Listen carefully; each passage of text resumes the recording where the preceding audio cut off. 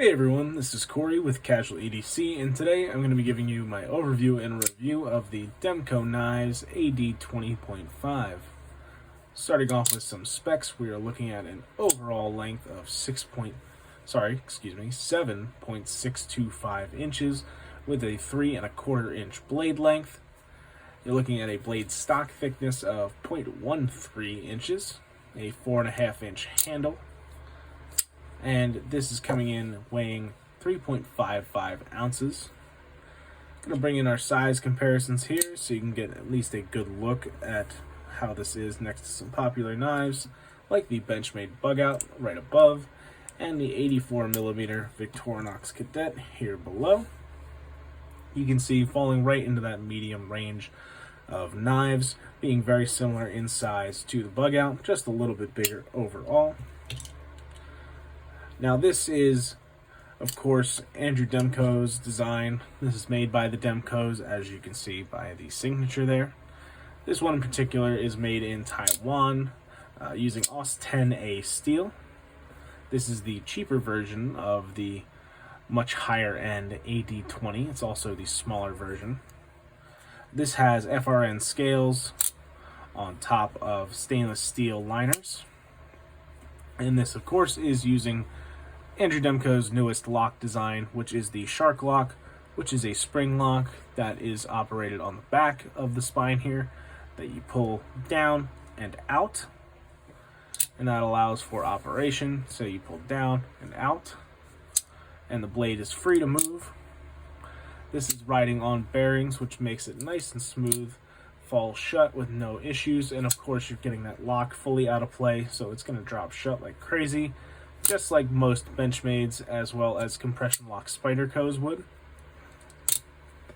Opening mechanisms that you have on here, you have the thumb hole as well as the thumb studs.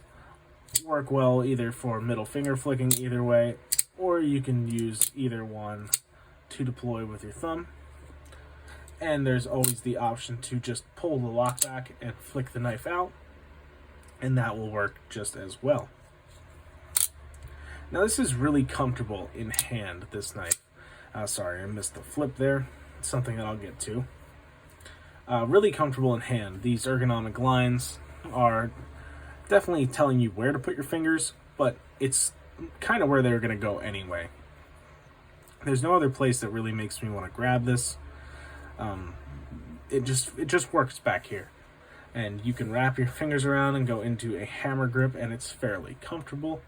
No real issues there. Or you can stick it with a saber grip, and in this case there is jimping on the spine here. There's plenty of it, and you can go up there, but I actually like to go right up against the Shark Lock when I was cutting with this. Having this grip here, this saber grip, it ensures this lock isn't going to go anywhere. This lock has to move down and out to disengage. If you're pushing down, if you're pushing inward and forward, there is no way it can go back and out to unlock. So no issues of potential lock failure there. Not that I would expect it to fail anyway, but you're just mitigating those issues manually. And it's quite comfortable with those ergonomic lines that are in the knife. Sorry as I'm yawning here, jeez. You also have this finger choil up front, which I never found myself using. Didn't really think there was a need to get closer to the blade on this one. It gets a little bit lost once you go up to this finger choil. The hammer grip like this, the Shark Lock, kind of digs into my hand. It just feels a little odd overall, unless I was really working with this front portion of the belly to scrape at something maybe. I don't ever really see the need to use this choking up area with the finger choil. The pocket clip is not deep carry, but it works really well. There is a separate clip that comes with the knife for left-handed people, making this a fully ambidextrous knife, which is great for all you lefties out there who prefer left-handed carry and locks. But yeah, you can see not too much sticking out of the knife, or of the knife sticking out of your pocket, which is nice, but definitely still a little bit. It would be cool to see a deep carry clip, and I have seen a handful of deep carry clips on the secondary market. If anyone has one of these and is interested in that, they are out there. You just have to look. This cut surprisingly well. I was expecting this to be extremely thick behind the edge, but it turns out to be pretty much ground like a zero tolerance knife, even slightly thinner than most ZTs that I have handled. And so it actually cut pretty well. It still is the thick blade with not a super tall grind here. It is a flat grind, so it does thin out, but it does not thin out in a hurry or anything like that, not like a hollow grind would. So you can definitely feel resistance when cutting through stuff, but that is just the nature of how these knives are built. They're not meant to be slicey, they're meant to be working knives. These are easily able to take more of a beating. If you didn't know, Andrew Demko also designed the Cold Steel AD15 and the AD10, AD standing for Andrew Demko. He is the designer of the Triad lock, as well as the Scorpion lock that you see on both the AD10 and the AD15, respectively.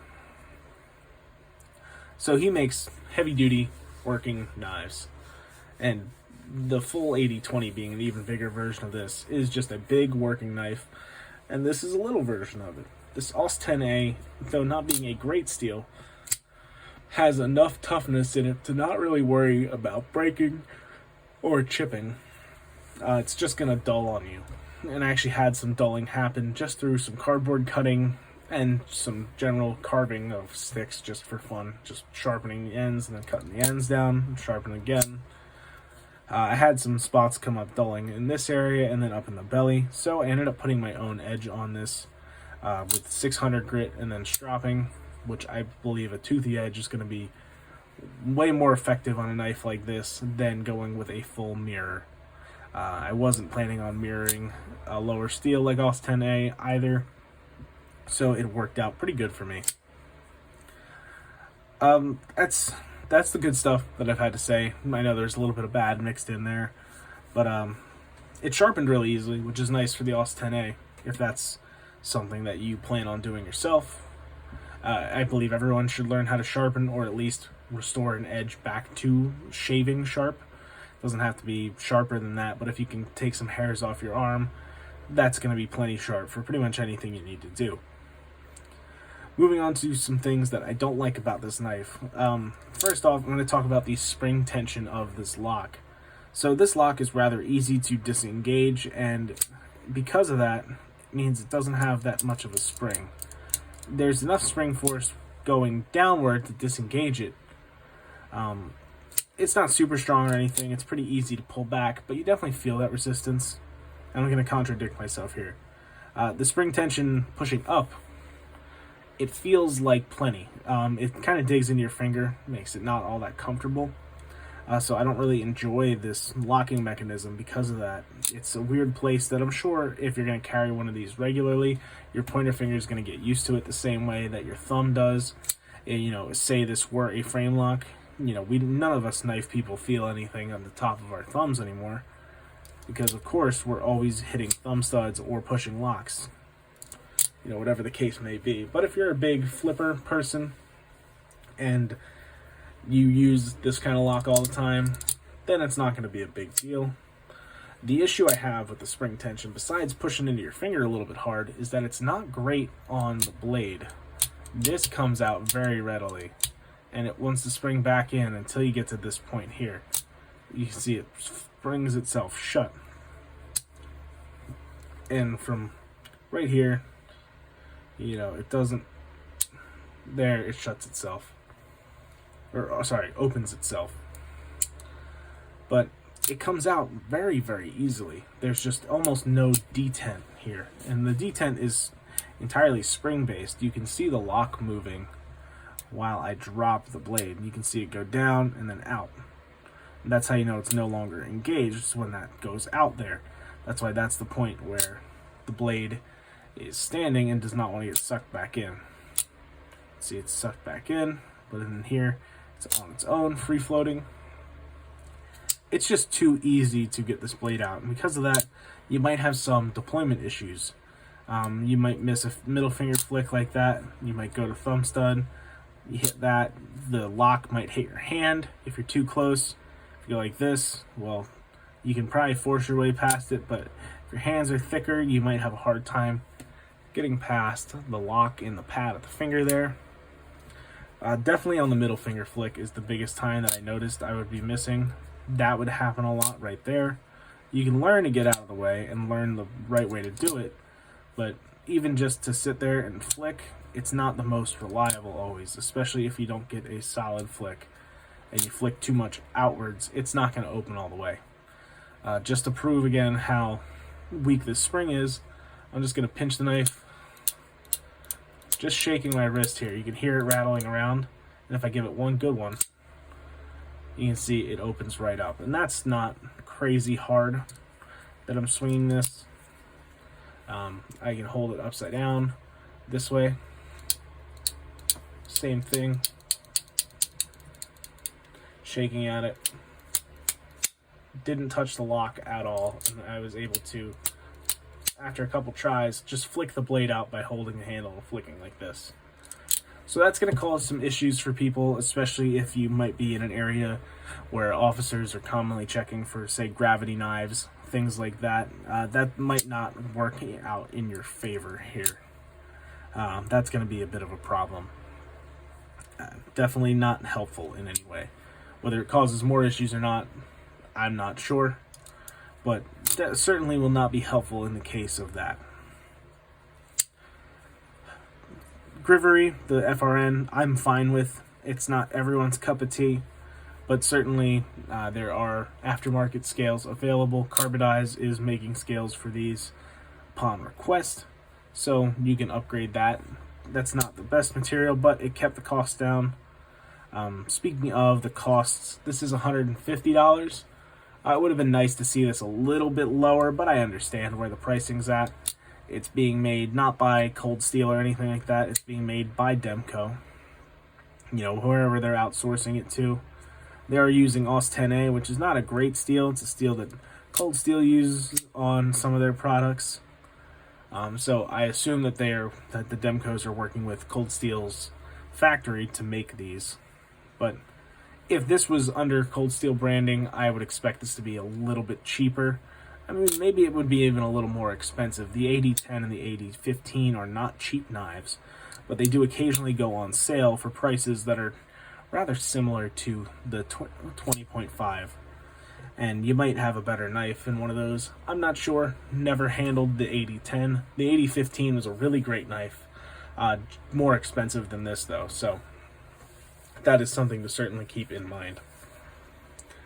If you want a knife that you can really beat on, that has a tough but softer steel, this is great.